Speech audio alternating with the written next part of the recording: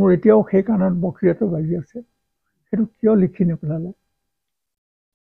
তেওঁ ক'লে, কোনে লিখিব? মোক কোনোবাই যদি এটা মোক হেৰি দিয়ে, টেপ ৰেকৰ্ডাৰ দিয়ে, তেতিয়াও মই কৈ যাব পাৰিলোহেঁতেন, কিন্তু মই ইমানবোৰ কথা কেনেকৈ লিখি যাম? মোক যদি ল'ৰা এটা দিলেহেঁতেন, ৰাইজেই হওক চৰকাৰেই হওক, মই কথাবোৰ কৈ গ'লোহেঁতেন, কিন্তু সেইটো আৰু নহ'ল। তাৰপৰা তেতিয়া ক'লোঁ যে আপুনি যে শংকৰদেৱ আৰু মাধৱদেৱৰ ছবি আঁকিছে, ক'ৰবাত পাম নেকি চাবলৈ? এতিয়া তুমি বহা, মই আনি দেখুৱাম। তেওঁ মোক গোটেইখিনি ছবি আনি দেখুৱাইছিলে। শংকৰদেৱ আৰু শংকৰদেৱ মাধৱদেৱ একেলগে এই ছবিবোৰ চকুৰ আগত এতিয়াও জিলিকি আছে। তাৰপিছত শংকৰদেৱৰ ছবিখন ৰৈ গ'ল, আৰু মাধৱদেৱৰ ছবিখন যদি তেওঁৰ পুত্ৰহঁতে সকলে কেনেবাকৈ ৰাখিব পাৰে মই নাজানো, কিন্তু সেই দুখন ছবি মোৰ চকুৰ আগত এতিয়াও জিলিকি আছে। আৰু দুটামান সৰু সৰু ঘটনাও মোৰ মনত পৰে। সাহিত্য সভাৰ হেৰি বহি আছে, বিষয়বস্তু সভা বহি আছে,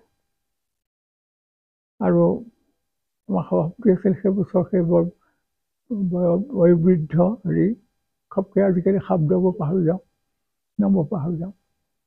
আচ্ছা, সেই সময়ত হৰিপ্ৰসাদ নাথ আছিল প্ৰধান সম্পাদক। গতিকে কাম চলি থাকোঁতে, সভাৰ কাম চলি থাকোঁতে হঠাৎ ফণী শৰ্মা সোমাই আহিল। ফণী শৰ্মা সোমাই আহি পেলাই সাহিত্য সভাই কি কৰিব পাৰে, কি কৰিব নোৱাৰে, এইবোৰ একেবাৰে উদ্যত্ত স্বৰে এটা ভাষণ দিবলৈ ধৰিলে। আটাইবোৰ অবাক হৈ আছে, গোটেইবোৰ মানুহ। বিশ্বনাথ ক'ৰবাৰ পৰা আহিল, লগে লগে আহিল, আহি পেলাই ঠিক বাক্য এটা বাক্য শেষৰ ফালে শেষ হৈছে, আৰু শেষতে ক'লে, ফণী শৰ্মাক ফণী বুলি নামতে অন্য এটা নামেৰে সৈতে মাতিছিলে, মই নামটো পাহৰি গ'লো এতিয়া, সেইটো হ'লনে? ব'ল, এই দুটাই লৈ গুচি গ'ল।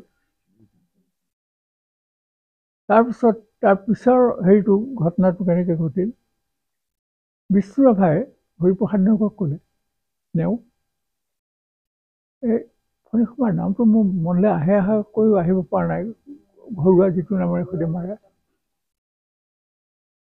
আপুনি ফণীক কিবা এটা কৰিব নোৱাৰেনে আপোনালোকে সাহিত্য সভাৰ পৰা? আৰু ফণী শৰ্মাক পৰৱৰ্তী কালত সাহিত্য সভাৰ সংগীত শাখাৰ সভাপতি হিচাপে লৈ গৈছিলে, আৰু তেওঁৰ যিটো ভাষণ, সেই ভাষণটো ছপা হৈ ওলাইছে।